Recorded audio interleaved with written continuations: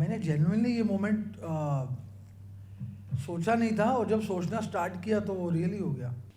और स्टार्टिंग में लगता है ना आपको कि आपको बातें समझ नहीं आती, जो फैक्ट है, लेकिन जब आप उन बातों को सुन के कुछ अच्छा होता है तब आपको लगता है हाँ यार काश ये अभी मैंने 3-4 दिन पहले मुझे अचानक वो सारे पेपर्स याद आ रहे थे जहाँ मैंने सब कुछ लिखा था, वो स्टोरी वाइज, और ऐसा मन कर रहा था कि इसे रीराइट कर दूं और टीम को दे दूं, यार इसे सेव रखना है, जब होगा तो होगा। अभी 3-4 दिन पहले ही। जी। तो बेसिकली मेरी कोई सेल्फ इमेज जो थी, जो जुड़ी हुई थी, वो बता रही थी कि काम बनने वाला है। तो थोड़ा सा ये एक्सप्लेन कर सकते हैं कि हाँ। क्या है quantum jump? Yes. What is quantum science?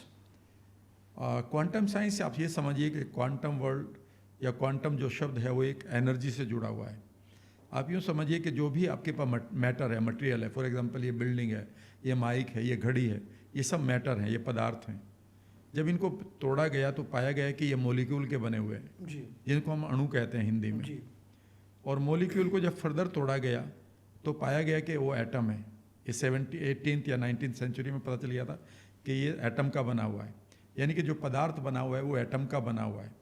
Atom को फर्दर तोड़ा गया और उसके अंदर झांका गया तो पता चला कि वहाँ पर इलेक्ट्रॉन है, जिसको हम सब एटॉमिक पार्टिकल कहते हैं। जी। तो इसका मतलब है हम सब इलेक्ट्रॉन के बने हुए हैं। ये थ्योरी 1900 शताब्दी, आई मीन 20वीं शताब्दी तक चलती रही, लेकिन 20वीं शताब्दी में अचानक एक खोज हुई और पाया गया कि एटम के अंदर कोई इलेक्ट्रॉन नहीं है, वहाँ पर मात्र ऊर्जा है, वेव है, एनर्जी है सर। ऊर्जा है, एनर्जी है वे। और उसमें दो चीज़ें होती हैं हमेशा ऊर्जा में, एक होती है इंफॉर्मेशन और एक होती है वेवलेंथ, फ्रीक्वेंसी। फॉर एग्जांपल अगर आप किसी हार्ट पेशेंट को देखते हैं या हम जब ईसीजी करवाते हैं तो वहाँ पर एक वेवलेंथ हमें दिखाई देती है, 2 बार ऊपर जा रहा, 2 बार नीचे जा रहा, तो इसका मतलब हार्ट ठीक है जी।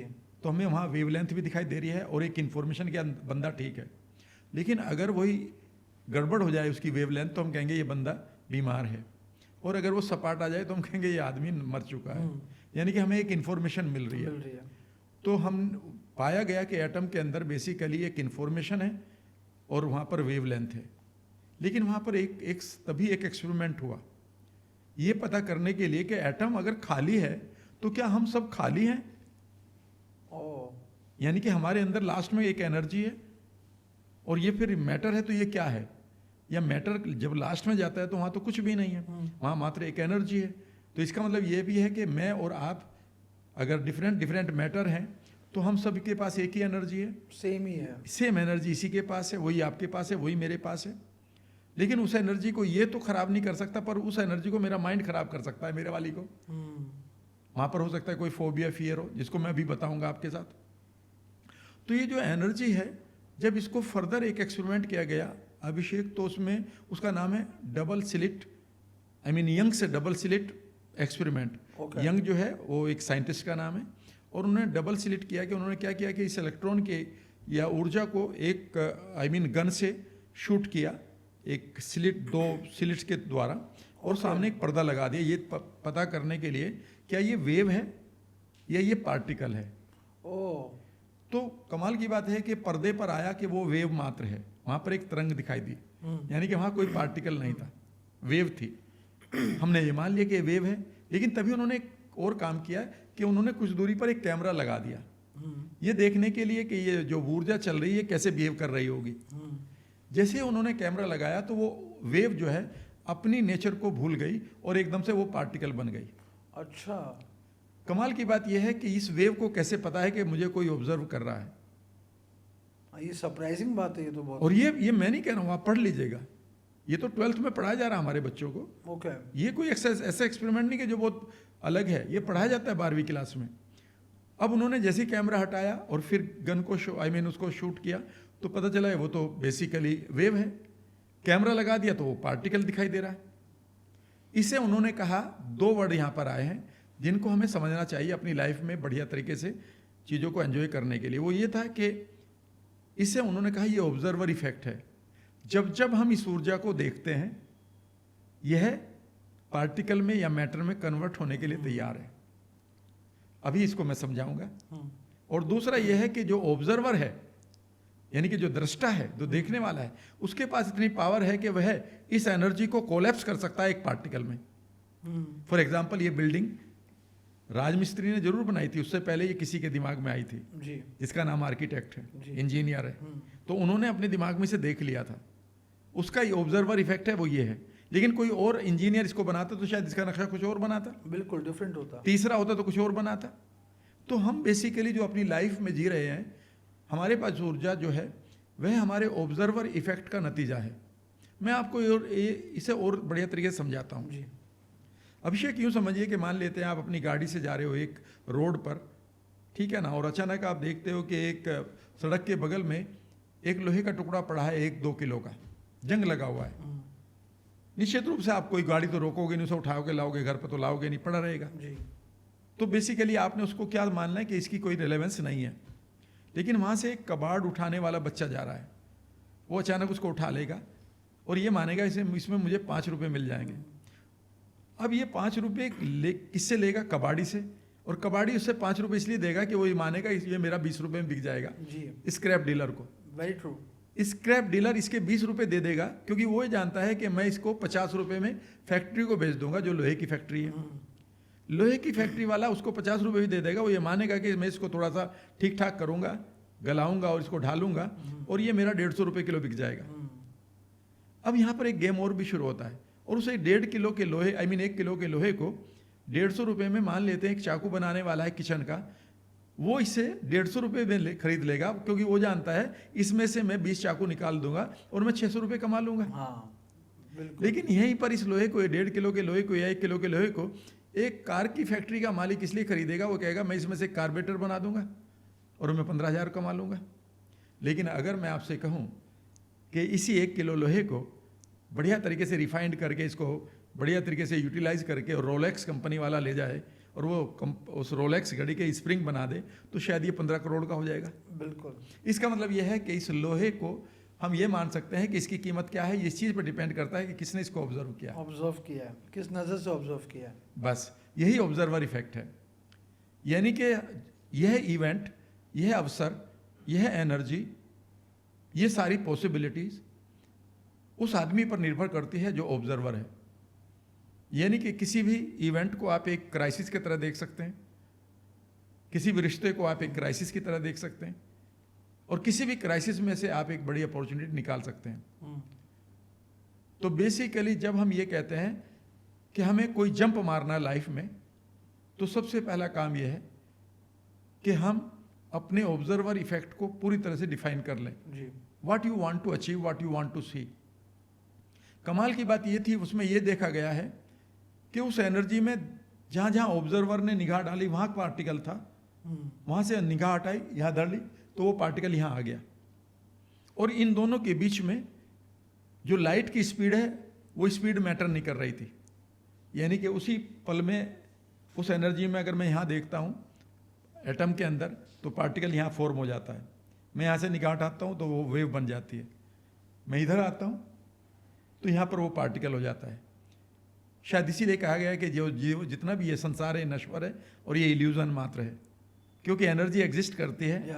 ऑब्जर्वर इफेक्ट हर आदमी का अलग है। आज ये बिल्डिंग है, 50-100 साल पहले नहीं थी, 200-400 साल बाद एक बिल्कुल नई बिल्डिंग बन सकती है नए रूल्स में। Very true. तो इसका मतलब है कि ये कुछ पल के लिए किसी आदमी ने अपने लक्ष्यों को पूरा करने के लिए, अपने ड्रीम्स को पूरा करने के लिए इसे कोलैप्स किया है, इसे पार्टिकल में बदला है।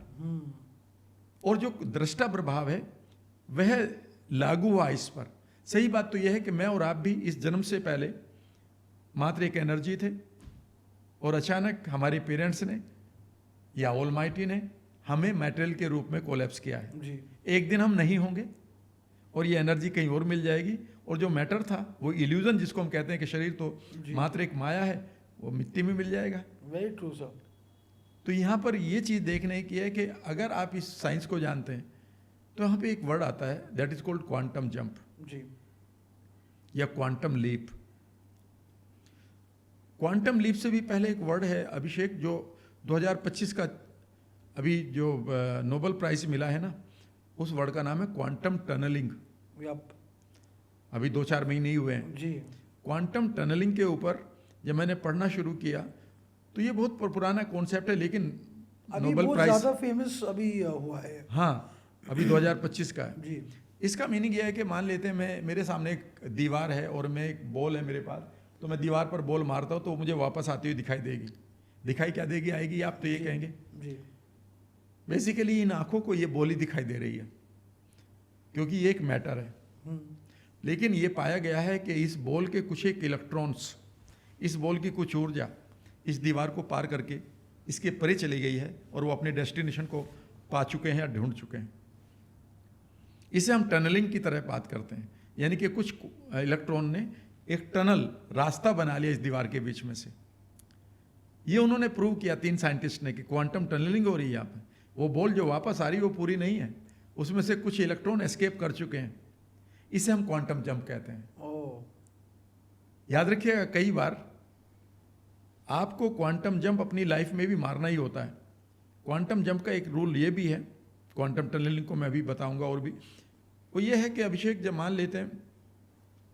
मान क्या लेते हैं कि एक इलेक्ट्रॉन जब एक ऑर्बिट में घूमता है, अचानक वो एक डिसीजन लेता है कि मैं इस ऑर्बिट को छोड़ रहा हूँ, और इस ऑर्बिट को छोड़कर वो एक नई ऑर्बिट में चला जाता है और वो कभी वापस नहीं आता। वो नए ऑर्बिट के रूल्स लागू कर लेता है अपने ऊपर। यही बिल्कुल हमारे आम आदमी के साथ होना चाहिए, या उन्हें पता होना चाहिए। हम क्या करते हैं कि हम हर साल एक नया एक डायरी लेते हैं, उसमें नए गोल बनाते हैं और कोशिश करते हैं कि मैं नए ऑर्बिट में पहुंच जाऊं। मेरे पास ये गाड़ी हो अगले साल, मेरे पास ये बंगला हो, मेरे पास ये शोहरत हो, मेरे पास ये दौलत हो, मेरे पास ये सेहत हो जी। लेकिन होता यह है कि हम फिर उसी ऑर्बिट में आ जाते हैं, हम क्वांटम जंप नहीं लगा पाते और ऐसा लगता है कि हम जाना उधर चाहते हैं पर बिलोंग इसको करते हैं। मेरे मेंटोर कहा करते थे, you will reach where you belong to. आप वहां पहुंचेंगे जहां से आप बिलोंग करते हैं। पहुंचेंगे कैसे ये भूल जाओ, बिलोंग करना सीख लो। तो उन्होंने कहा कि जब भी आप इस ऑर्बिट को छोड़ना चाहते हो तो सबसे पहले आप तय कर लो कि ये ऑर्बिट तो आपको छोड़नी है। इस ऑर्बिट में हो सकता है आपको बहुत सारे मजे आ रहे हो, आपके पुराने दोस्त हो, आपको यहाँ पर पार्टी करने में मजा आ रहा हो, आपको यहाँ किसी की बुराई करने में मजा आ रहा हो, आपको यहाँ दिन भर टाइम वेस्ट करने में मजा आ रहा हो।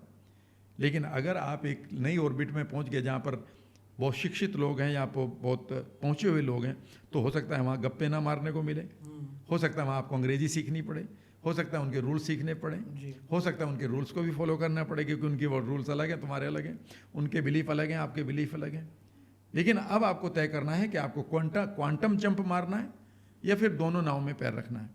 तो जो क्वांटम जंप है, बेसिकली ये कहा जाता है कि वो इलेक्ट्रॉन डिसाइड कर लेता है कि मुझे इस ऑर्बिट में नहीं रहना। जीवन में जब भी हम ये तय कर लेना अभिषेक कि मुझे क्वांटम जंप मारकर ये पुरानी बीमारी को छोड़ना है, क्वांटम जंप छोड़कर मुझे लेकर मुझे पुरानी ये गरीबी, कंगाली, बेकार की लाइफ को हटाना है, तो उस समय आपके अंदर एक टनलिंग शुरू हो जाती है। इमीडिएटली सम इंटेंशन स्टार्ट्स गोइंग अवे, आपकी इंटेंशन ट्रेवल करना शुरू कर देती है और वो नई ऑर्बिट को लेना शुरू कर देती है। इसीलिए, लेकिन इंटेंशन के साथ इंटेंसिटी भी जरूरी है जी। मैं आपको एक छोटे से एक्सपेरिमेंट के बारे में बताता हूँ। ये 2009 या 10 में हुआ था। उस आदमी का नाम है ग्लेन रीन। तो उन्होंने क्वांटम जंप के बारे में ही बताया कि कैसे हम जंप मार सकते हैं जी। और ये बहुत इंपॉर्टेंट टॉपिक था। जब मैंने पढ़ा तो ग्लेन रीन ने एक एक्सपेरिमेंट किया।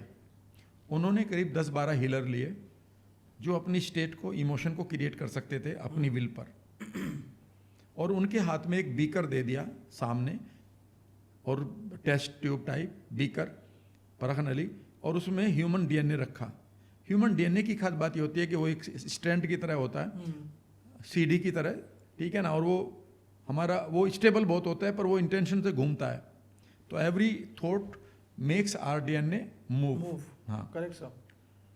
तो उन्होंने कहा कि अब एक काम करेंगे सब लोग, ये डीएनए आपके हाथ में होगा और आप 180 सेकंड तक अच्छी अच्छी फीलिंग क्रिएट करेंगे, ग्रेटिट्यूड की, अबंडेंस की, प्यार की, ठीक है ना, कंपैशन की, ग्रोथ की, पॉजिटिविटी की,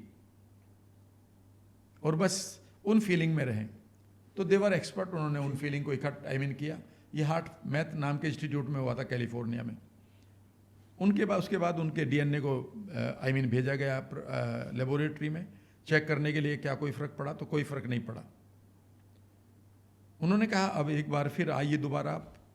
उन्होंने कहा कि इस बार आप परख नली को दोबारा हाथ में लीजिए सब लोग अपनी अपनी, और इस बार फिर आप अच्छी फीलिंग को क्रिएट करिए। ग्रेटिट्यूड है, अबंडेंस है, फॉरगिवनेस है, कंपैशन है, जी और साथ में एक इंटेंशन भी क्रिएट करिए कि आपका ये डीएनए मूव कर रहा है आइदर क्लॉकवाइज और एंटी क्लॉकवाइज, एंड दे आपके पास 3 मिनट का टाइम है, and they did it. Do you know what happened? Every DNA had moved up to 35 degree. ओ हर एक डीएनए 35 डिग्री तक घूम चुका था. अब उन्हें तीसरी बार बुलाया गया. तीसरी बार उनसे कहा गया कि अब एक बार फिर इस ट्यूब को अपने हाथ में लीजिए, बीकर को, पानी को, जिसमें ह्यूमन डीएनए है. It was very minute experiment. और उनसे कहा गया कि अब आप इस बार आप कोई फीलिंग क्रिएट नहीं करेंगे, आप ना कोई फॉरगिवनेस ना कुछ, आप न्यूट्रल रहेंगे, लेकिन आप इंटेंशन क्रिएट करेंगे कि आपका डीएनए घूम रहा है. तो उन्होंने बोलना शुरू कर दिया, my DNA is revolving, my DNA is revolving, लेकिन फीलिंग कुछ नहीं थी. और 3 मिनट के बाद उसको फिर दोबारा भेजा गया लेबोरेटरी में टेस्ट के लिए, और पाया गया कि डीएनए में कोई मूवमेंट नहीं था. यहाँ पर एक चीज़ समझने की कोशिश करिएगा. ऐसे बहुत सारे लोग आपको मिलेंगे जिनको बारे में आप कहेंगे यार वो बहुत भला आदमी था पर रहा गरीब, उसने तो किसी का बुरा भी नहीं किया. पता है क्यों? क्योंकि फीलिंग उसके पास अच्छी थी, पर फीलिंग को मूव करने के लिए इंटेंशन गायब थी. तीसरी बार में आप कई बार लोगों को कहते हुए सुनेंगे यार मैं इतने दिन से अफर्मेशन कर रहा, मुझे तो कुछ नहीं हुआ. आप अफर्मेशन कर रहे हैं लेकिन उसमें इंटेंसिटी नहीं है. तो जब भी आप जीवन में क्वांटम जंप तय करना चाहते हैं तो आपके पास इंटेंशन भी होनी चाहिए कि मैं वहाँ कहाँ पहुँचना चाहता हूँ, मैं क्या पाना चाहता हूँ, पर एट द सेम टाइम आपके पास एक इंटेंसिटी, एक तीव्रता होनी चाहिए. जी अगर वो तीव्रता नहीं है तो फिर आप कोई बदलाव नहीं करेंगे और लौट कर फिर वहीं आ जाएंगे उसी ऑर्बिट में. बिकॉज जो गुरुत्वाकर्षण है, जिसको हम फोर्स ऑफ ग्रेविटी कहते हैं अभिषेक, वो बहुत पावरफुल होती है, वो वापस वहीं खींच लेती है. ऐसे बहुत सारे लोगों को देखेंगे आप, एक दिन वो टॉप पर थे और जब लास्ट में गए वहीं के वहीं खड़े हैं. उनका नाम भी था बड़ा, उनका फेम भी थी, उनके पास पैसा भी था, उनके दोस्त थे, उनके बहुत सारे फैन फॉलोअर थे, लेकिन लास्ट में जब वो मर रहे हैं वो पूरी तरह से कंगाल हैं, अकेलेपन के शिकार हैं और बीमारियों के शिकार हैं.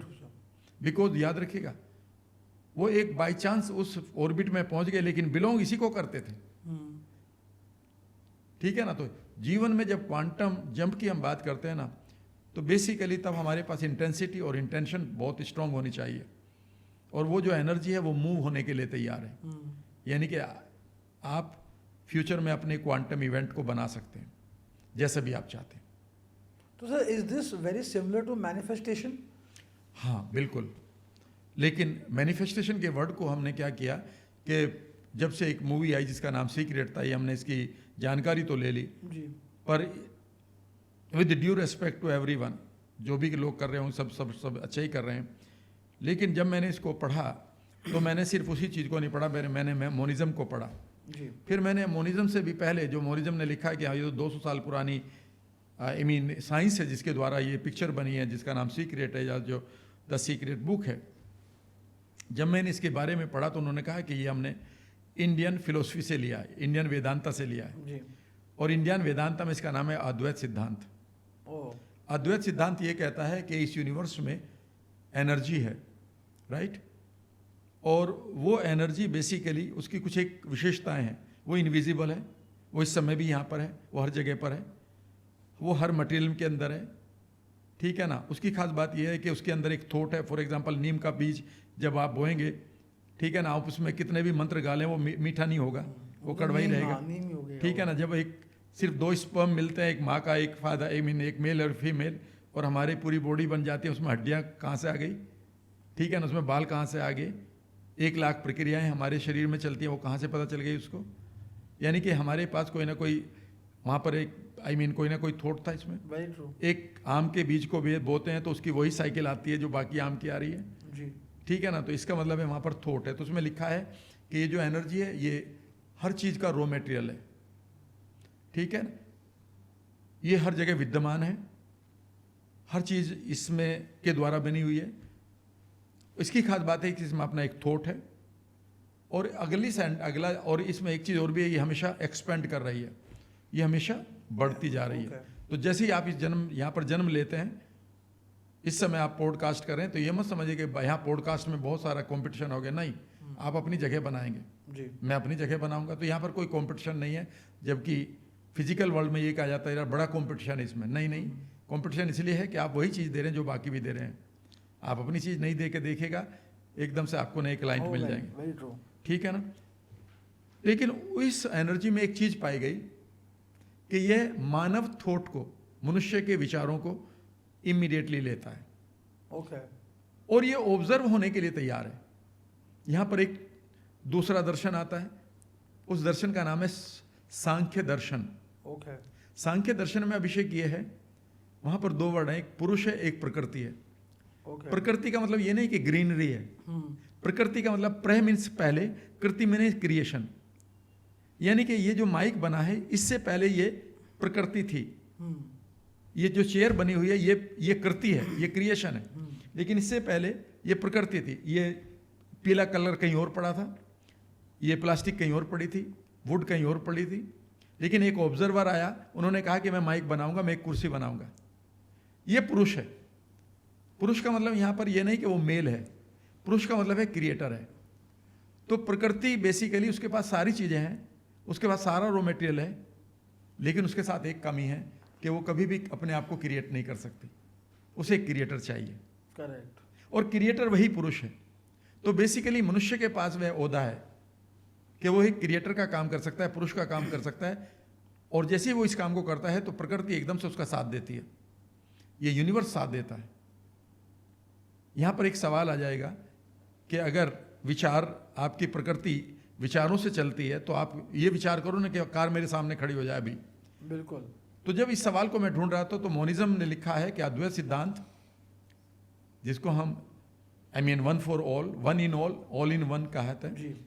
उन्होंने कहा इसका जवाब यह है कि हो सकता है कि मनुष्य का माइंड अगले कुछ एक बिलियन ईयर्स में इतना इवॉल्व हो जाए कि वो ये भी कर दे। जबकि दूसरे युगों में हमारे पास कहानियां हैं कि ऐसा हो जाता था कि वो प्रकट कर लेते थे देवी को, वो प्रकट कर लेते थे यक्ष को, वो प्रकट कर लेते सूर्य को, और वो मैनिफेस्ट भी कर लेते थे। लेकिन अभी हमारा माइंड इतना अलाइंड और पावरफुल नहीं हुआ कि वो एकदम से करे। लेकिन जैसे ही आप ये कहते हैं कि मुझे ये कार चाहिए, मुझे ये लाइफ चाहिए, और आपके पास इंटेंशन के साथ इंटेंसिटी भी है, और ये इंटेंसिटी आप अपने ब्रेन को बताते हैं, तो ब्रेन का एक part reticular activating system immediately पुरुष का रूप लेकर प्रकृति को अपने साथ जोड़ता है। और कुछ ऐसा होता है कि आपको चाहिए थी कार, अचानक आपको एक गोल याद आ जाता है, एक आइडिया याद आ जाता है, यार ये करते हैं। कार का कोई नंबर नहीं आया, नहीं है। कार की तो इंटेंसिटी थी कि कार मुझे लेनी है, बहन को देनी है, पापा को देनी है, इंटेंसिटी आ गई जी। और अचानक आप कहते हैं यार ये करना है, और सडनली एक टीम मिल गई आपको, एक फ्रेंड बन गया, एक अपॉर्चुनिटी मिल गई, आपके पास 10 लाख रुपए एक्स्ट्रा आने लगे 2-3-4 महीनों के लिए। और अचानक एक दिन आपका एक फ्रेंड आता है पुराना, यार तुम्हें पता है एक नई कार लॉन्च हुई, और ये वही कार थी जिसकी तुम ड्रीम कर रहे थे। और आप कहते यार ये तो मैंने मैनिफेस्ट किया। उन्होंने कहा कार तो आप तक जरूर आएगी, अब रूट थोड़ा सा बस इतना सा है, क्योंकि क्रिएटर तो आप बन गए।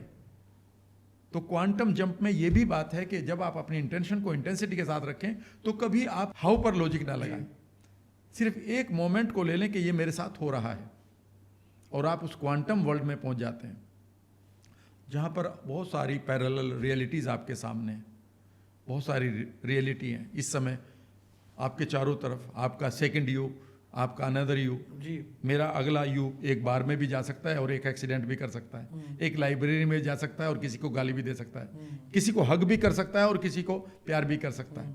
ये तो मेरे ऊपर है ना, तो मैं किस रियलिटी को ऑब्जर्व कर रहा हूं वही इवेंट मेरी लाइफ में आ जाएगी। इवेंट हजारों अवेलेबल है जी। तो मेरे सामने अगला मोमेंट एक कॉस्मिक फील्ड का है, और उस कॉस्मिक फील्ड में मेरे पास असंख्य इमेजेस हैं या पैरेलल रियलिटीज हैं। तो सर ये ऑब्जर्वर इफेक्ट को 2026 में हम कैसे स्ट्रॉन्ग करें? ये बहुत बढ़िया सवाल है, और 2026 में मैं लोगों को यही कह रहा हूँ कि मैंने एक बीड़ा भी उठाया है जहाँ मैं एक क्वांटम शिफ्ट नाम का एक कॉन्सेप्ट दे रहा हूँ लोगों को जी। और मैं चाहता हूँ कि मैं अपने देश के लोगों को क्वांटमली एजुकेटेड करूँ। जी। ठीक है ना। लेकिन मैं यहाँ पर 3 चीज़ें आपको करनी होंगी अगर आप अपने ऑब्जर्वर इफेक्ट को बढ़िया करना चाहते हैं। और ये कंप्लीट फॉर्मूला मैं दे रहा हूँ। जी इसे आप लॉ ऑफ अट्रैक्शन भी कह सकते हैं, क्वांटम अट्रैक्शन भी कह सकते हैं, क्वांटम मैनिफेस्टेशन भी कह सकते हैं, या क्वांटम ऑब्जर्वर इफेक्ट भी कह सकते हैं। जीवन में याद रखिएगा, आप जीवन में तभी आगे बढ़ सकते हैं जब आप पीछे से कोई आपको ना खींच रहा हो।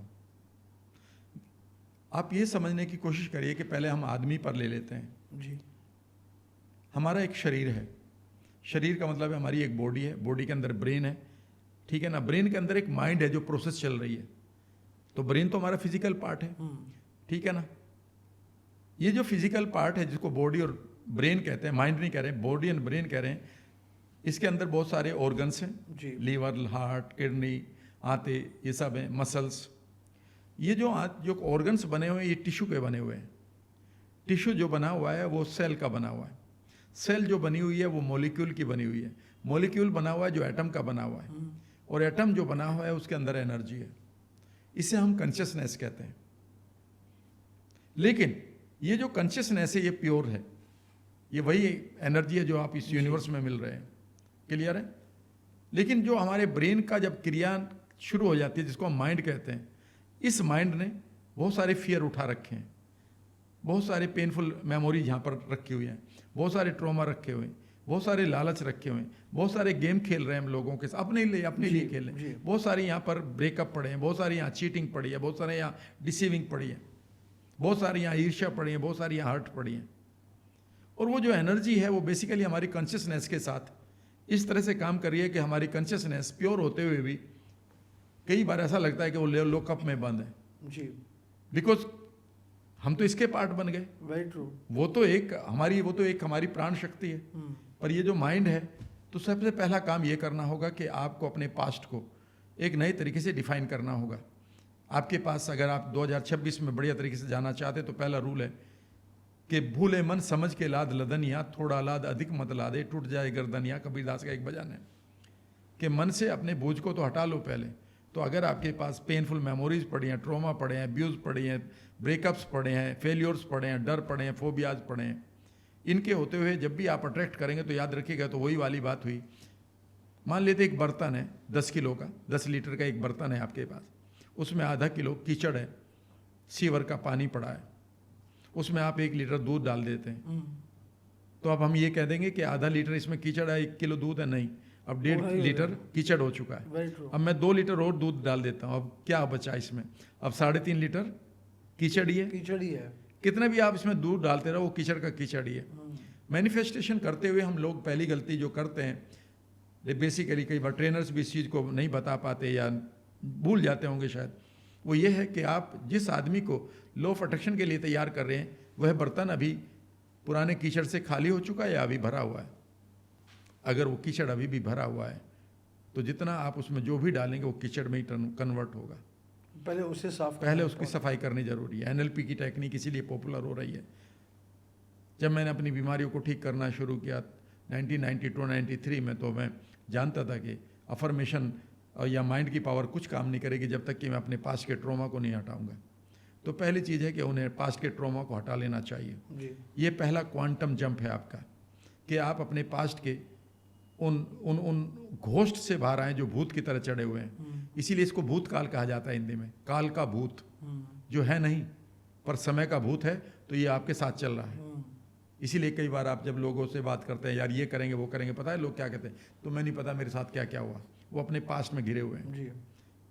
कल जो मेरा नाम था वही मेरा नाम आज है, कल की पहचान में लिए घूम रहा हूँ, कल के डर मेरे पास आ जाए, कल की सोच मेरे पास आ जाए, तो फिर मैं कहाँ क्वांटम जंप मार लूँगा? ये तो मैं तो उसी ऑर्बिट में हूँ जो मैं 20 साल पहले था।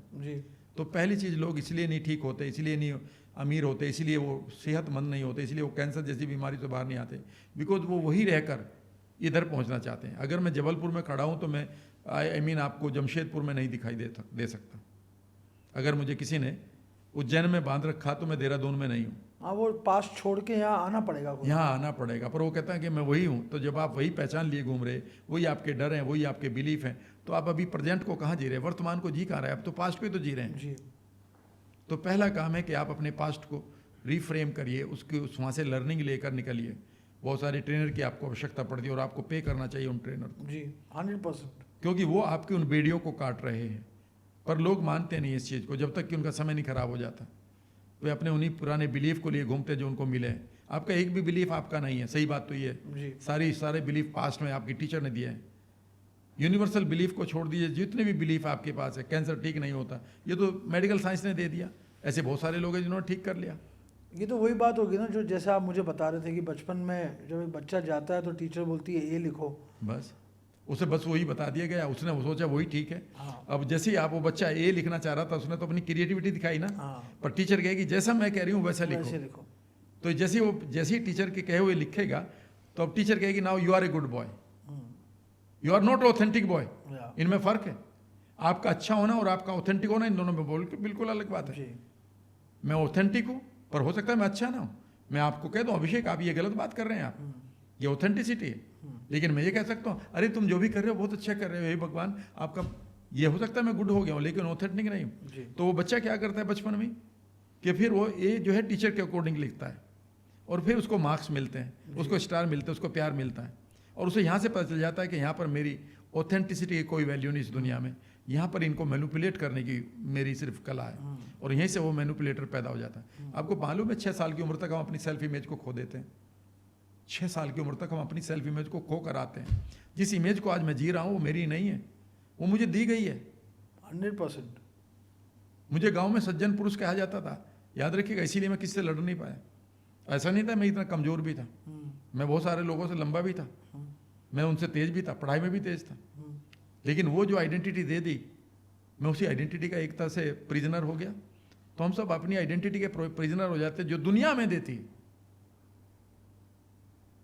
ये बहुत इंपॉर्टेंट है। तो सबसे पहली चीज है कि आप अपने पास्ट को एक लर्निंग की तरह रिफ्रेम करके आइए। जी आप अपने ट्रॉमा अगर आपके पड़े हैं, बहुत सारी टेक्निक है वहाँ NLP की, उनसे ठीक हो सकते हैं। ट्रेनर आपको ठीक कर देंगे, आपकी एंग्जाइटी निकालिए वहाँ से। जी पहली बार आप क्वालिफाई करते हैं।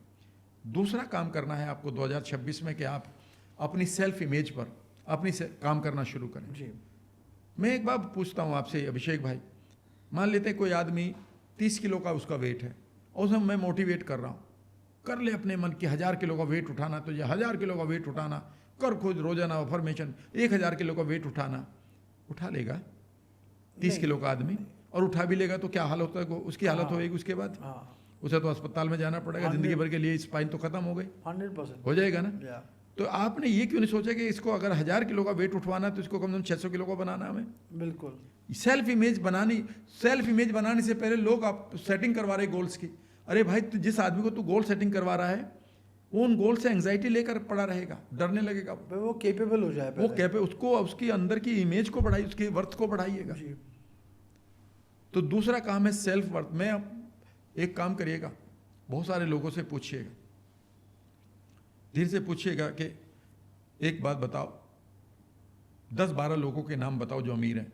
जी तो कहेंगे अंबानीज है, अडानीज है, टाटाज है, बिरलाज है, यही तो कहेंगे ना, रामदेव है, हाँ। धोनी है, तेंदुलकर वही, हैं, कोहलीज हैं, हाँ, वही गिने चुने नाम ठीक है ना।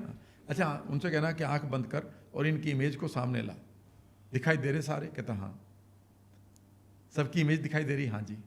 कलरफुल है इमेज? हाँ जी। चलते फिरते दिखाई दे रहे? हाँ जी। फिर उनसे कहना आंख खोल, और फिर कहना कि अब अपने बारे में सोच, इमेज आ रही है क्या? कई बार कहेगा नहीं। आ भी रही है तो क्या उतनी गाड़ी है, उसी जगह पर है? वो कहता नहीं। इसका मतलब है कि आप ही अपने सबकॉन्शियस में उस जगह पर नहीं है जहां पर आपने अमीर लोगों को परसीव किया हुआ है। सच अ ब्यूटीफुल थिंग टू से। यानी कि आपने अपने ही माइंड में जिस जगह पर अमीर लोगों की जगह बनाई हुई है, आप वहां पर नदारद हैं, खुद को ही नहीं देख पा रहे हैं आप। खुद को नहीं देख पा रहे हैं। इसीलिए कहा जाता ना कि रोजाना मैं मैं तो फला हीरो का फैन हूं, मैं एक ही सवाल कहता हूं, तू खुद का फैन क्यों नहीं है? तो सुबह उठकर अपने चेहरे को 10 में 10 नंबर क्यों नहीं देता? जिनका तो फैन है वो इसलिए फैन है कि उनकी इमेजेस इतनी स्ट्रॉन्ग आपके मानस पटल पर हो गई है, जहां पर तेरी इमेज दब गई है। जी उस दबी हुई इमेज के साथ तू क्या करेगा? फॉलोअर ही तो बनेगा, लीडर तो ही बनेगा। तो दूसरा काम है अपनी इमेज को अपने मानस पटल पर बढ़िया बनाइए। और उसका सिंपल तरीका ये है, जब तक आप NLP करें या क्वांटम शिफ्ट जैसी वर्कशॉप का हिस्सा बने, जी जिसमें मैं लोगों को इनवाइट कर रहा हूँ कि आइए अब लर्न करिए बढ़िया चीज़ें, तब तक एक काम करें कि इमेजिन करें कि आप कुछ दूरी पर आप अपने आप को देख रहे हैं, वहाँ पर अपनी इमेज को बिल्कुल परफेक्ट बनाएं, चमकता चेहरा, खिलखिलाती हुई आंखें, बैकग्राउंड में देखे बढ़िया कार, बढ़िया मकान, जो भी आपके, बढ़िया ट्रेवल, सक्सेसफुल लोगों के साथ रहना, तालियां बजना, और फिर आप इमेजिन करिए कि उस इमेज को इतना बढ़िया बनाते हुए पूरी तरह से कुछ देर के लिए अपने शरीर और समय को खो दें, टाइम एंड स्पेस और बॉडी से बाहर चले जाएं। आपको ये ना पता हो मैं कहाँ बैठा हूँ, स्पेस के बाहर, कितनी देर से बैठा हूँ समय के बाहर, मेरा शरीर कहाँ है मुझे पता नहीं, बॉडी के बाहर। जैसे ही आप उस फीलिंग में चले जाएं और अब आप इमेजिन करें आप उस अदर यू को मर्ज कर रहे हैं अपने साथ और उसे यहाँ फील करें। जैसे ही आप इस इमेज को अगले 10-12 दिन बनाएं, उसके बाद ये इमेज बनाएगी कि आपके गोल क्या होने चाहिए। नहीं तो टूटी हुई इमेज से फिर आप यही कहेंगे कि मेरी किचन चल जाए और मेरी एक बाइक आ जाए। जी, वेरी ट्रू।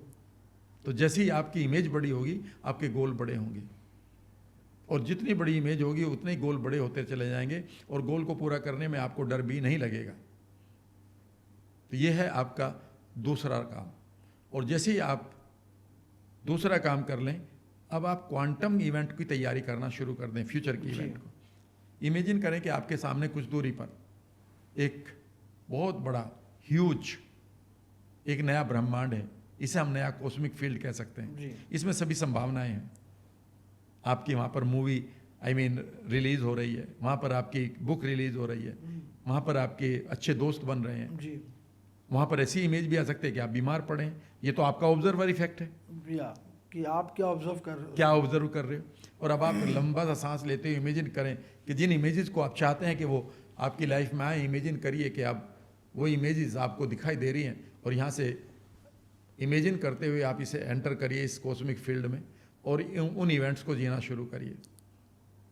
और इतना जीना शुरू करिए, भूल जाइए। जैसे ही वो इवेंट की इंटेंसिटी और इंटेंशन आपकी बॉडी में एक बार बैठ गई, उस समय आपका सबकॉन्शियस माइंड इमीडिएटली ब्रह्मांड के संदेशों के साथ जुड़ जाएगा। इसे हम सिंक्रोनिसिटी कहते हैं। जी। सिंक्रोनिसिटी का मतलब है कि अब आपको आइडिया आने शुरू हो जाएंगे, इन सिंक हो जाओगे आप, मतलब यूनिवर्स के साथ। या you are with the sync with the universe. तो इस काम को करिए, इसे हम फ्यूचर इवेंट कहते हैं। जी। यानी कि आपने फ्यूचर में अपनी एनर्जी को कोलैप्स कर दिया पर्टिकुलर इवेंट के साथ, और वो इमेज अब आपके साथ कनेक्ट फील करेगी, और वो इमेज आपको अपनी तरफ खींचेगी।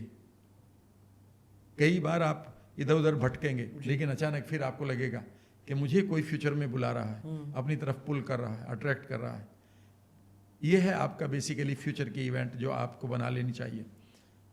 जितनी ये इवेंट अच्छी होगी उतना ही याद रखिएगा आपकी फ्यूचर की सर्टेनिटी आपके दिल में और आपके दिमाग में बैठी रहेगी। ठीक है ना। जैसे कल मेरे लिए भी जरूर आएगा, आपके लिए भी जरूर आएगा, कल भी सूरज निकलेगा, हम सर्टेन है ना। कल भी पानी मेरे लिए मीठा रहेगा, आपके लिए भी 100%। कल भी हवा चलेगी मेरे लिए भी, आपके लिए भी कल भी ये पृथ्वी घूमेगी मेरे लिए भी, आपके भी, है ना सर्टेनिटी। पर फिर हम उन सर्टेनिटी को क्यों नहीं रखते? ये कल मेरे लिए एक नया अवसर भी आएगा, कल मुझे एक नया फ़ोन भी आ सकता है, कल मुझे एक नया विशेष प्रोग्राम कोई विशेष व्यक्ति भी मिल सकता है। वहाँ हम डाउट ले लेते हैं। तो उन डाउट को हटाकर आप इन सर्टेनिटी के साथ जीना शुरू करें। अचानक आपका दिल कहना शुरू करेगा, यस दिस इज द, ये वही एनर्जी जिसके साथ मैं फील कर रहा हूँ। अगर आप वो नहीं बनाते फ्यूचर में, याद रखिएगा, भविष्य का मतलब हिंदी में पता है क्या होता है? भव ईस्ट। भव मीन्स घटित करना, ईस्ट मीन्स जो डिवाइन है। जब जब हम अपने फ्यूचर को डिवाइनली बिल्ड करते हैं, वही तो भविष्य है, वरना तो पेन है। Very true. जो मान लेते हैं जो चीज मैं चाहता ही नहीं लाइफ में और वो हो रही हो, तो वही तो नरक है। नरक का कोई और अलग है, उससे बड़ा पेन कुछ नहीं है। बस तो फिर तो भव ईस्ट करिए, भव ईस्ट करिए। और वो एक ही तरीका है। एक बहुत बढ़िया चीज मैं आपके साथ शेयर करूंगा, अचानक याद आ गई। याद क्या आ गई? मुझे लगता है कि हमारे किसी दर्शक ने मैनिफेस्ट किया ये एक आइडिया। बेसिकली जब हम एक वर्ड को जीते हैं, बहुत सारे लोग आपसे कहेंगे प्रेजेंट में जियो, एंजॉय योर प्रेजेंट। ये सभी बोलते हैं, सभी बोलते हैं, सभी बोलते हैं। और फेसबुक पे बड़े ज्ञानी भी लोग बोलते हैं बहुत। तो जब मैं अपने मेंटोर के साथ बैठा था कि सर सब लोग कहते हैं प्रेजेंट में जियो, उन्होंने कहा आपको पता है प्रेजेंट क्या है ना अधिकांश लोगों के लिए? तो मैंने कहा नहीं। उन्होंने कहा लिखो इस वर्ड को। तो मैंने लिखा PRESENT, प्रेजेंट का यही स्पेलिंग होती है। तो उन्होंने कहा पेन लाओ, और प्रेजेंट में PRE के बाद लंबी लाइन खींच दी उन्होंने। तो एक तरफ प्री हो गया, एक तरफ सेंट हो गया। उन्होंने कहा बेसिकली 99.99% लोगों के लिए प्रेजेंट नहीं है, ये प्रीसेंट है। ओ ये मोमेंट जो है पहले से भेजा हुआ है। जैसे तुम कल थे वही आज हो, कल वाले ही तुम्हारे फोबिया हैं, कल वाले ही तुम्हारे विचार हैं, कल वाले ही तुम्हारे गुस्से हैं, कल वाले ही तुम्हारे हर्ट है। तो तुम बदले कहाँ हो? ये वर्तमान कहाँ जी रहे हो? तुम तो अपने पास्ट को जी रहे हो। बहुत थॉटफुल बात है। तो अगला मोमेंट मेरे लिए था, सर मैं प्रेजेंट को कैसे जीऊँ, और उन्होंने मुझे जो चीज़ समझाई वो आज तक मेरे दिल पर बैठी हुई है, उसे मैं कभी नहीं भूलता। उन्होंने कहा है कि इसको हिंदी में क्या कहते हैं। मैंने कहा ये हिंदी में इसको वर्तमान कहते हैं, तो वर्तमान को लिखो, तो मैंने वर्तमान लिख दिया हिंदी में। उन्होंने कहा ये वर्तमान नहीं है, इस वर्ड को ख़त्म कर दो, ये गलत बताया गया आपको, ये वर्तमान है। वर्तमान है। व्रत मीन्स फास्ट करना। व्रत का मतलब होता है मैं व्रत लेता हूँ, भीष्म की प्रतिज्ञा, मैं प्रतिज्ञा करता हूँ। उन्होंने कहा कि जिन पलों में आप एक व्रत लेते हैं कि मैं अपने पास्ट को तो रिपेयर करता रहूँगा जो खराब हो चुका, अपने मेंटल वर्ल्ड में जाकर, और फ्यूचर को मैं प्रिपेयर करता रहूँगा। और जब जब आप इस थॉट का मान करेंगे, इस व्रत का मान करेंगे, इस प्रतिज्ञा का मान करेंगे, बस वही आपका मोमेंट है नाव का। अदरवाइज आप या तो फ्यूचर की एंग्जाइटी में जीते हैं या पास्ट के मेन में जीते हैं। वो ही प्रेजेंट है जो आप बस वो प्रेजेंट है कि जब आप फ्यूचर बना रहे हो या फिर आप पास्ट को रिपेयर कर रहे हो। पास्ट में रहकर दुखी हो रहे हो तो आप प्रेजेंट में नहीं जी रहे, आप पास्ट में जी रहे हो। फ्यूचर की एंग्जाइटी में मर रहे हो कि कल क्या होगा, ऐसा ना हो जाए, वैसा ना हो जाए, तो भी आप पेन में। हर पल आपका वर्तमान का पल का मतलब है कि आप अपने पास्ट को रिपेयर करते रहिए, उन पेन्स को हटाते रहिए, उन परसेप्शन को ढीला करते रहिए, उन परसेप्शन को छोटा करते रहिए जो आपके पास्ट के पड़े हैं, और अपने फ्यूचर को भव ईस्ट करते रहिए। यानी कि वहाँ पर अच्छी अच्छी पिक्चर बनाते रहिए, वहाँ पर सर्टेनिटी डालते रहिए, निश्चितता डालते रहिए। जब आप इस व्रत का, इस प्रतिज्ञा का पालन करते हैं तो पहली बार आप नाव यानी कि अब में जीते हैं। सर क्या यही रीज़न है कि प्रेजेंट में जीने के चक्कर में जो लोगों के माइंड में गलत फहमियाँ हैं, बहुत सुसाइड रेट्स बच्चों में आजकल बढ़ रहे हैं? बहुत बढ़ रही हैं। और याद रखिएगा, people are committing, some people are committing suicide and some people are committed to suicide। वो सुसाइड करने पर लगे पड़े हैं कि अब नहीं तो कल करेंगे। भाई आप जितनी भी बेकार की हमने परसेप्शन, डर, आदतें, एडिक्शन हमने ले रखे हैं, we are committed to suicide. और क्या जी, बिकॉज वो ये मानते हैं कि ये प्रेजेंट ही बस है, नहीं प्रेजेंट नहीं है। तो कई बार आपको मैं एक बात बताऊं, हाँ जी, शायद देखने वालों को ये बहुत अच्छा वर्ड नहीं लगेगा और मुझे भी नहीं लगा था। एक बार की बात है कि मैं अपने मेंटोर के पास बैठा था, मैंने कहा सर प्रेजेंट में जीना चाहिए, we must enjoy now, we must enjoy present moment. भाई साहब अगले सेंटेंस ने ऐसा लगा किसी ने थप्पड़ मार दिया बड़े घुमाकर हाथ से। उसने कहा प्रेजेंट में सिर्फ रेपिस्ट जीता है, विजडमफुल आदमी फ्यूचर में भी जीता है, पास्ट में भी जीता है। तुम किस खानदान से हो? मैंने कहा राजपूत फैमिली से हो। तुम किसी की जेब काट सकोगे? नहीं। क्यों नहीं काट पाओगे? यार मेरे माता पिता भले ही इस दुनिया में ना, उन्हें अच्छा नहीं लगेगा। इसका मतलब तुम पास्ट को जी रहे हो ना। क्या तुम किसी का रेप कर सकते हो? अगले मोमेंट पर मैं एक सेंटेंस बोल दूं कि तुम्हारी बेटी को कल पता चल गया तो क्या होगा उसके साथ?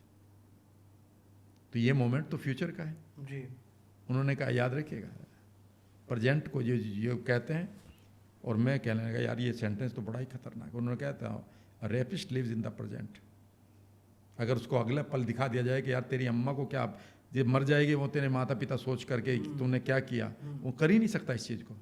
अगला मोमेंट देखा तो देखिए उसको मना कर देगा, हो बॉडी खत्म हो जाएगी। याद रखिएगा बैलेंस यही बनाना है। लेकिन यहां पर एक चीज और भी है, बेसिकली जब आप मेडिटेट करते हैं वह भी मोमेंट प्रेजेंट का ही होता है। सो इसे दूसरी तरफ ले जाइएगा तो जब आप प्रेजेंट को जीते हैं सिर्फ मेडिटेशन में जीते हैं जी। उस समय, तब मेडिटेशन का मतलब यह है कि उस समय मेडिटेशन का मीनिंग पता है क्या? मेरे मेंटोर ने बताया कि जब आप मेडिटेट करते हुए थॉट को आते हुए जाते हुए देख रहे हैं फ्यूचर में क्या होगा और आप बॉडी को नहीं हिलाते, तो आप उस मोमेंट को एंजॉय कर रहे होते हैं कि मैं एक सिर्फ ऑब्जर्व कर रहा हूं पास्ट को, it is not painful for me. मैं ऑब्जर्व कर रहा हूँ फ्यूचर को, but it's not giving me any राग। मुझे पास्ट कोई द्वेष नहीं दे रहा है और मुझे फ्यूचर कोई राग नहीं दे रहा है। उस मोमेंट को जब आप फील करते हैं, उस शांति को फील करते हैं, ये भी पर प्रेजेंट का ही है। तो दोनों एक्सट्रीम पर हैं, ठीक है ना। तो बेसिकली अगर आपको बाहर की दुनिया में जीना है, एक वर्ड बहुत कॉमनली मिस यूज मैं करता था पहले, जब तक कि मैं अपने मेंटर के साथ नहीं बैठा। तो मैं अक्सर कहा करता, sir we should not be judgmental. तो उन्होंने एक बार एकदम से मुझे एक बार कहा, only pig is not judgmental. तुम्हें जजमेंटल होना पड़ेगा। आपके सामने गड्ढा है, सामने कार में आपकी फैमिली है, जजमेंटल मत हो, जाने दो ना गड्ढे में कार को।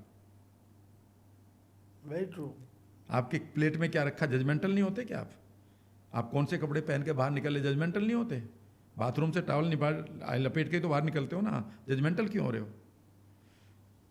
फिर मैंने कहा सर ये जजमेंटल नहीं होना चाहिए, ये क्या है? गड़बड़ ये हो रही है कि हम कॉन्टेक्स्ट और कंटेंट को आपस में मिक्स गड़बड़ कर रखा हमने। Very right sir. For example अगर मैं ये कहूँ, जब आप कहते हैं ना कि ये जो हीरो है यहाँ से आएगा जी, तो आप ऐसे करते हो ना, ये कॉन्टेक्स्ट बना दिया, इस कॉन्टेक्स्ट में ये आना है, ठीक है ना। इसके परे आ गया तो गड़बड़ हो जाएगी। तो हमें कॉन्टेक्स्ट को ही कंटेंट को और कॉन्टेक्स्ट के मीनिंग को समझना चाहिए। ऊनी कपड़े बहुत अच्छे होते हैं, ये तो कंटेंट हो गया। कॉन्टेक्स्ट क्या है? अगर आपने कॉन्टेक्स्ट हटा दिया तो मर जाओगे। ऊनी कपड़े सर्दियों में अच्छे होते हैं, जून में पहनोगे तो मर जाओगे, ठीक है ना। तो बेसिकली जब उन्होंने समझाया कि जजमेंटल कब नहीं होना और कब होना है, तो उन्होंने मुझे बताया कि जब भी आप कॉन्शियस वर्ल्ड में हो तो खूब जजमेंटल होना है। आपके सामने नदी बह रही, जजमेंटल हो जाओ, नहीं तो बह जाओगे। देख लो अगले पैर, तैरना जानते हो या ये डूब तो जाओगे। जब गाड़ी चला रहे हो तो जजमेंटल होना है, जब खाना खा रहे हो तो जजमेंटल होना है, जब ट्रेन पार कर रहे हो पटरी तो जजमेंटल होना है। फिर मैंने कहा सर जजमेंटल कब नहीं होना है?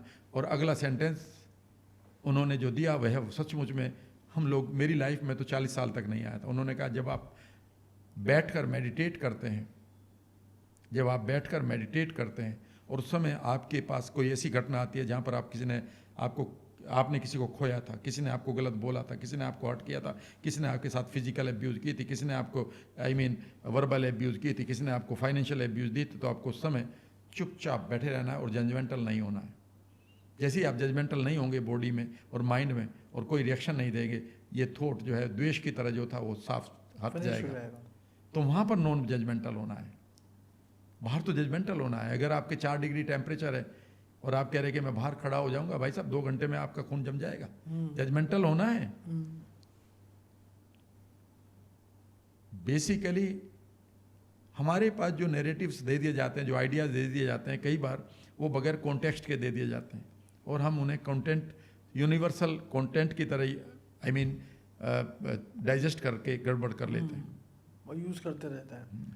तो आप क्वांटम, मैं तो ये मानता हूँ कि 2026 में 3 आप काम कर लें। एक तो अपने पास्ट को ढीला करें, यहाँ पर आप झगड़े पड़ें, अपनी इमेज को बड़ा करें। सेल्फ इमेज पे काम करना बहुत इंपॉर्टेंट। हाँ, जितने बड़ी आपकी सेल्फ इमेज होगी, याद रखिएगा 21st सेंचुरी में आने वाला पैसा, सेहत और दौलत वो समानुपाती होगी आपकी सेल्फ इमेज के। जी, जितनी बढ़िया सेल्फ इमेज होगी उतने ही बढ़िया सोसाइटी में या उतनी ही बढ़िया डेस्टिनी पर आप जाएंगे।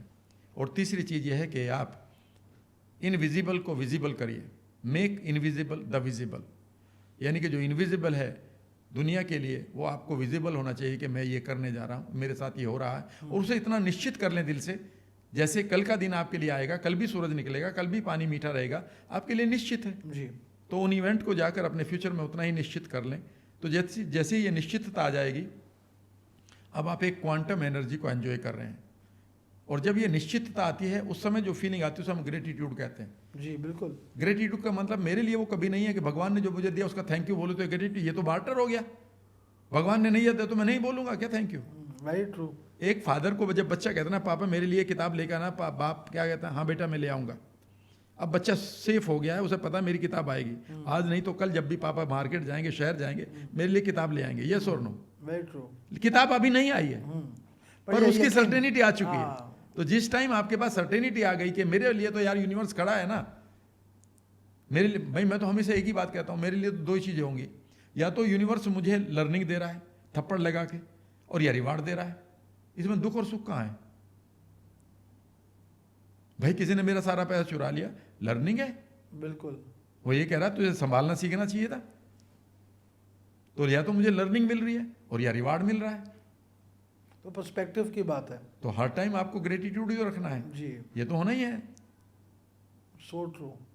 सर हम यूजुअली क्वांटम मैनिफेस्टेशन में क्या गलतियां करते हैं? गलती करने से पहले मैं आपको एक कॉन्सेप्ट समझाता हूँ क्वांटम मैनिफेस्टेशन का, जी जो बहुत ही यूनिक कॉन्सेप्ट है। जी। और वो कॉन्सेप्ट यूनिक नहीं बल्कि साइंटिफिक है। इसको आप ऑलरेडी फिजिक्स तय कर चुकी है, मैं नहीं कर रहा हूँ। वो जो एटम है ना जिसमें एनर्जी भरी पड़ी है जी। और उसमें जैसे ही ऑब्जर्वर इफेक्ट लागू होता है उसमें एक पार्टिकल बनता है, तो वो जो मटेरियल है पार्टिकल है और रेस्ट ऑफ द एनर्जी है, इसका एक अनुपात है, एक प्रोपोर्शन है। जो एनर्जी है वो 99.5 बार 9 है, 99.99999% है। जी। और वो जो पार्टिकल है वो 0.00001% है। अच्छा। समझ गए? जी। इसका मतलब यह है कि यह अनुपात हमेशा बना रहता है। हम्म। यही यूनिवर्स का है। यूनिवर्स में भी जो आप कितना भी यहाँ कंस्ट्रक्शन कर लो, कितना भी सामान बना लो, ये ऊर्जा बनी रहेगी। ये 99.99999% रहेगी। जी। और जो पार्टिकल है, जितनी भी बिल्डिंग बन रही है, जितनी भी खराब हो रही है, बन रही है, वो सिर्फ है 0.00001%। पहली गलती और अंतिम गलती जो हम करते हैं ना अभिषेक जी, वो ये करते हैं कि हम अपने ऑब्जर्वर इफेक्ट को 0.00001% पर ले जाते हैं, ना कि 99.9999999% पर। ओके। यानी कि जो 5 बार 9 आया। जी। जब हम कहते हैं कि मान लेते हैं मुझे ये कार चाहिए, आई am attracting A car, I am attracting A car. मैं आपसे एक सवाल पूछता हूँ। मान लेते हैं आप यूनिवर्स में 2 लोग हैं, एक आप हैं, एक मैं हूँ, और आपके पास 2 कार हैं बढ़िया खूबसूरत। जी। 2 आपके पास फ्लैट हैं, आपके पास 10 लाख रुपए हैं, और मुझे भी कार चाहिए, और कार 2 ही हैं, वो आपके पास हैं। मुझे मकान भी चाहिए, मकान 2 ही हैं, वो दोनों आपके पास हैं, क्योंकि आप क्रिएटर हैं, आपने तो बना लिए अपने। जी। आप क्रिएटर थे और प्रकृति से आपने 10 लाख रुपए भी बना लिए। जी। अब मैं कह रहा हूँ, हे भगवान मुझे 10 लाख रुपए दो, आई am attracting 10 lakh rupees, I am attracting 2 car, I am attracting 2 houses. इस समय मैं किसके मकानों की बात कर रहा हूँ? मेरे। आपकी। तो क्या आप रजिस्ट नहीं करेंगे मुझे देने में? 100% करूंगा। भाई वो तो आपका है ना। जी बिल्कुल। तो मैंने पहली गलती क्या करी? मैंने ऑलरेडी जो क्रिएटेड पार्टिकल है उसके ऊपर नजर रखी हुई है। और कितने वो है कितना इस यूनिवर्स में? 0.00001%। लेकिन अगर मैं ये कहूं कि मुझे पता चल गया कि अभिषेक एक पुरुष है और ये प्रकृति को कोलैप्स करना जानता है, और अगर मैं इसकी हेल्प कर दूं तो ये 2 कारों से 6 कर सकते हैं, 10 लाख के 1 करोड़ कर सकते हैं, और मैं आपके पास आता हूं सारी प्लान लेकर और आपकी हेल्प करता हूं आपका असिस्टेंट बनकर, और मैं कहता हूं सर ये रही आपकी जर्नी और इसमें मैं आपकी हेल्प कर रहा हूं। फिर आप क्या कहेंगे? आपकी फीस कितनी होगी? सर 10 लाख, 2 मकान, 2 कारें, ले जाओ, मुझे 1 करोड़ वाला दो ना पैकेज। अब मैंने क्या कोलैप्स किया? मैंने एनर्जी को कोलैप्स किया। बेसिकली वो लोग मैनिफेस्टेशन में गलती कर रहे हैं जो सिर्फ क्रिएटेड चीजों को मैनिफेस्ट कर रहे हैं, जबकि रेस्ट ऑफ द एनर्जी उनके लिए खाली पड़ी है। और जब भी आपका फोकस क्रिएशन पर रहेगा, जो क्रिएटेड हो चुके हैं, आप हमेशा कंपटीशन का सामना करेंगे, क्योंकि उसे कोई और भी कर रहा है, वो तो किसी के पकड़ में है। दूसरी गलती ये करते हैं, मान लेते मैं कहता हूं I am attracting a girl, उसका नाम मान लेते XYZ है, I am attracting this girl, I am attracting this girl, I am attracting this girl. मैं अगला सवाल पूछता हूं, you are attracting this girl, क्या वो लड़की आपकी तरफ अट्रैक्ट होने के लिए तैयार थी? नहीं सर, तभी तो आप अट्रैक्ट कर रहे हैं ना जी। अगर वो भी अट्रैक्ट हो चुकी होती तो फिर तो ना कहता ना। तो इसका मतलब वो अट्रैक्ट नहीं हो रही। हाँ, तो आपको लगता नहीं कि ये मैनिपुलेशन है? आप दूसरे के मानव मूल्यों को, जीवन मूल्यों को मैनिपुलेट कर रहे हैं 100%। तो ये मैनिपुलेट, ये फिर लॉ ऑफ अट्रैक्शन कहाँ हुआ? लेकिन इसे ही पढ़ाया जा रहा है। लेकिन इसका जवाब बताऊं? इसका जवाब ये है, before you attract that girl और बॉय और प्लेस और सिचुएशन और मनी, बिकम दैट पर्सन। आप उन लोगों में से एक बनिए जिनको ये लड़की अट्रैक्ट करेगी। बिल्कुल। वहां पर आप उनमें से भी बेहतर बनिए, now she will attract you and you will rather. याद रखिएगा, अपॉर्चुनिटी आपको अट्रैक्ट करती है बशर्ते कि आप पहले डिजर्व करते हो।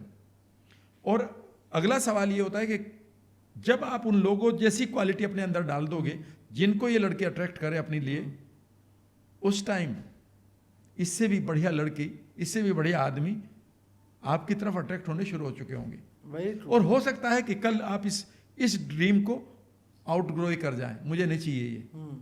कई बार जब मैं अपने गोल्स की बात करता हूं, देखता हूं, तो मैंने कई गोल्स को पीछे छोड़ दिया। कई लोग कहते हैं क्या तुम्हारे सारे गोल पूरे होंगे? नहीं, कुछ गोल को पूरा करने की मुझे जरूरत ही नहीं रही। मैं किसी पर्टिकुलर आदमी से सिग्नेचर मांग रहा था कि उसके मैं एक दिन ऑटोग्राफ लूंगा, अब मुझे जरूरत ही नहीं पड़ती। मैं जूहू के पास रहता हूं, वहां से मैं देखता हूं हर संडे को बहुत लोग किसी की तलाश में रहते हैं, भाई एक झलक पड़ जाए। मैं अपना रास्ता बदल लेता हूं, because I have outgrown that dream. This is the beauty. स्वप्न दो तो सत्य 200। एक बार 2 सपने देखने की कोशिश तो करो, आपके 200 पूरे हो जाएंगे। आप जाते हैं किसी योगा इंस्टीट्यूट में, चलो यार सेहत बनाएंगे, वहां आपसे किसी की मुलाकात हो जाती है, वो आपका बिजनेस पार्टनर बन जाता है। गए थे किस लिए? हो क्या गया पूरा? Very true. यही तो रूल्स है, यानी कि एक ऐसी एक ऐसा रिपल इफेक्ट है, और ये बहुत बार होता है। तो 2 चीजों की गलती कर रहे हैं। एक, हम जो क्रिएशन है ऑलरेडी किसी के द्वारा क्रिएटेड है, हम उसको कोलैप्स करने की कोशिश कर रहे हैं, अपनी क्रिएटिविटी नहीं लगा रहे हैं। दूसरी गलती ये कर रहे हैं कि आप डिजर्व नहीं हो रहे उस चीज के लिए जिसको आप चाहते हैं, और आप ये चाहते हैं कि तुम वही रहो, वो लोग आपकी तरफ, वो चीजें आपकी तरफ आ जाएं। जी भाई आज भी BMW कार अट्रैक्ट कर रही है ना किसी क्लाइंट को। Are you one of those? आज भी सेहत अट्रैक्ट कर रही है ना लोगों को, are you one of those? आज भी बहुत सारी अपॉर्चुनिटी अट्रैक्ट कर रही है अपनी तरफ लोगों को। Yes, am I one of those? क्या मैं उनमें से एक हूं? अगर मैं एक हूं, नहीं हूं, तो ये तो फिर आप कहते रहिए, तो गाना चल गया, I am attracting, I am attracting.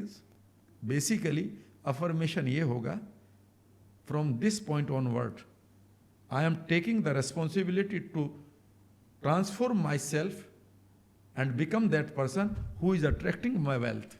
Correct. अगर मैं इस समय क्रिमिनल हूं और आई एम अट्रैक्टिंग वेल्थ, तो मैं एक बड़ा ही क्राइम तो करूंगा। Money does not change you, money हमेशा आपको बड़ा करती है। अगर मैं बचपन में छोटा चोर था तो पैसा लेकर बड़ा चोर ही बनूंगा, जी भागूंगा यहां से, ठीक है ना। अगर मैं डिप्रेस था बचपन में और बड़ा पैसा, तो बड़ा डिप्रेशन ही आएगा। मैं बचपन में क्रूअल था, निर्दयी था, और पैसा आ गया तो क्रूअल ही रहूंगा। लेकिन अगर बचपन में मैं खुश था और पैसा आ गया तो खुशी बढ़ेगी। तो money expends you, it does not transform you. Transform आपकी विजडम करती है, पैसा नहीं ट्रांसफॉर्म करता आपको कभी, सिर्फ वो एक्सपेंड करता है। जो भी आप है वही बड़ा हो जाएगा, और उसे बड़े तरीके से करेंगे, ठीक है ना। सो ट्रांसफॉर्म अपने आप को करना पड़ेगा। तो now from this point onward I am becoming that person who is attracting it, और even this opportunity is attracting that person. मैं वो आदमी बन रहा हूं जिसको ये अपॉर्चुनिटी अट्रैक्ट कर रही है। बस अपॉर्चुनिटी तो है और उसे लोग चाहिए। प्रकृति को तो पुरुष ही तो चाहिए जी। प्रकृति के पास सारा रॉ मटेरियल है, पर उसके पास पुरुष नहीं है, क्रिएटर ही चाहिए। सिंपल। तो ये गलतियां ठीक कर लीजिएगा। सो सबसे पहला काम है transform your self and become bigger, and you will start getting the results. जब भी आप ये कहते हैं, माँ पापा को ये कहेंगे, मम्मी पापा को ये कहेंगे, मैं ले रहा हूँ जी रेस्पॉन्सिबिलिटी, मैं अपने भाई बहनों का ध्यान रखूंगा, आप आराम से वानप्रस्थ आश्रम को जियो। जैसे ही आप ये कहते हैं और पेरेंट्स को यकीन हो जाता है, सारा आपको दे देते हैं, भाई इसके हाथों में ही सेफ है। और एक डरा हुआ बच्चा है, वो कभी इसका छीन रहा, कभी उसका छीन रहा, बाप कहेगा भाई इसको नहीं देना, ये तो गड़बड़ कर देगा। Very true. सिंपल सी बात है। तो पहले आपको तय करना है कि आप कितना डिजर्व करते हैं, उसके बाद आप कहें कि आप क्या चीज़ अट्रैक्ट करना चाहते हैं। कोई ज़रूरत नहीं, वो चीज़ आपको अपनी तरफ अट्रैक्ट कर लेगी। वो शहर, वो जगह, वो लोग, वो सब आपको अट्रैक्ट कर लेंगे। You will reach where you belong to. Belonging तय कर लो जी। Sir, it was so wonderful to have you on the show. Thank you very much. एक लास्ट आपको मैं परेशान करना चाहता हूँ कि इस पॉडकास्ट को आपकी लिखी हुई कोई पोएम के द्वारा एंड कीजिए ना प्लीज़। मैं चाहता हूँ कि आपका ये साइड भी आए। तो मैं पॉडकास्ट के अकॉर्डिंग एक पोएम है जो मैं कई बार मेरे से लोग सुनते हैं, तो मैं वो सुना देता हूँ जी। इसमें एक वर्ड आता है तू का मतलब है जिसको मैं एड्रेस कर रहा हूँ। लखनवी अंदाज में तो तू को थोड़ा अपशब्द माना जाता है, पर मेरे वेस्टर्न यूपी में हम जिसको बहुत प्यार करते हैं उसे तू कहते हैं, हाँ। ठीक है ना। तू कितना अच्छा है रे, तो माँ का हमेशा यही शब्द निकलता है, ठीक है ना। कि समुद्रों का गीत सुन, बादलों का शोर सुन, समुद्रों का गीत सुन, बादलों का शोर सुन, धरा के सीने में आग के ज्वालामुखी का राग सुन, लबों पे तेरा नाम है, क्यों रुक गया सवाल है, सभी तो कह रहे हैं सुन, तू है अलग तू हो खड़ा, तो चढ़ शिखर कुछ कर नया, तू है अलग तू हो खड़ा, तो चढ़ शिखर कुछ कर नया। तुझ में नया खून है, तू कौम का जुनून है, तुझ में नया खून है, तू कौम का जुनून है, बेबसी की रात में तू भोर का सुकून है, तू है अलग तू हो खड़ा, तू चढ़ शिखर कुछ कर नया। घट गया जो तेरे साथ मत कोई मलाल कर, घट गया जो तेरे साथ मत कोई मलाल कर, मंजिलों की राह ले फिर नई मिसाल बन, तू है अलग तू हो खड़ा, तो चढ़ शिखर कुछ कर लया। ले सुतलियां उम्मीद की बांध ले दिशाओं को, ले सुतलियां उम्मीद की बांध ले दिशाओं को, अपने हौसलों की गंध बांट दे हवाओं को, तू है अलग तू हो खड़ा, तो चढ़ शिखर कुछ कर नया। आंख से छलक गया भर अगर हलक गया, आंख से छलक गया भर अगर हलक गया, पीढ़ियों की हार है तू अगर ठहर गया, तू है अलग तू हो खड़ा, तो चढ़ शिखर कुछ कर नया। धूप भी तेरी यहाँ छाँव भी तेरी यहाँ, धूप भी तेरी यहाँ छाँव भी तेरी यहाँ, बीच में रुका है क्यों चल उठा कदम बढ़ा, तू है अलग तू हो खड़ा, तो चढ़ शिखर कुछ कर नया। स्वप्न की कटार से भविष्य को तराश ले, स्वप्न की कटार से भविष्य को तराश ले, एक नई जमीन और आसमां तलाश ले, तू है अलग तू हो खड़ा, तो चढ़ शिखर कुछ कर नया। शेर की जुबान रख बाज की उड़ान रख, शेर की जुबान रख बाज की उड़ान रख, हाथियों की मस्त चाल वक्त की कमान रख, तो है अलग तू हो खड़ा, तो चढ़ शिखर कुछ कर नया। दुल्हन बना ले लक्ष्य को आशाओं की डोली सजा, दुल्हन बना ले लक्ष्य को आशाओं की डोली सजा, यकीन के सिंदूर से फैसलों की मांग भर, तू है अलग तू हो खड़ा, तो चढ़ शिखर कुछ कर नया। और लास्ट लाइन आपको डेडिकेट करता हूं कि धरा पे पैर हक से रख, आसमान हक से ले। यहाँ कोई भीख नहीं है जो हमें मांगनी पड़ेगी। जब हम इनवाइट हुए हैं जी, धरा ने हमारा यहाँ सम्मान किया था। बहुत सारे सोल थे उस दिन लाइन में जब हमारा जन्म हुआ, हमें चूज किया गया है। तुलसीदास ने कहा है कि बड़े भाग्य मानुष तन पावा, बड़े भाग्य वालों को मनुष्य का तन मिलता है। कि धरा पे पैर हक से रख, आसमान हक से ले, धरा पे पैर हक से रख, आसमान हक से ले, हर एक सांस हक तेरा, तो स्वाभिमान हक से ले, तो है अलग तू हो खड़ा, तो चढ़ शिखर कुछ कर नया। समंदरों का गीत सुन, बादलों का शोर सुन, धरा के सीने में आग के ज्वालामुखी का राग सुन, लबों पे तेरा नाम है, क्यों रुक गया सवाल है, सभी तो कह रहे हैं सुन, तू है अलग तू हो खड़ा, तो चढ़ शिखर कुछ कर नया। Wow, thank you so much sir, thank you. It was an honour meeting you and I am sure कि हम और सेशंस आपके साथ करेंगे। Sure, always. Thank you so much. Thank you very much.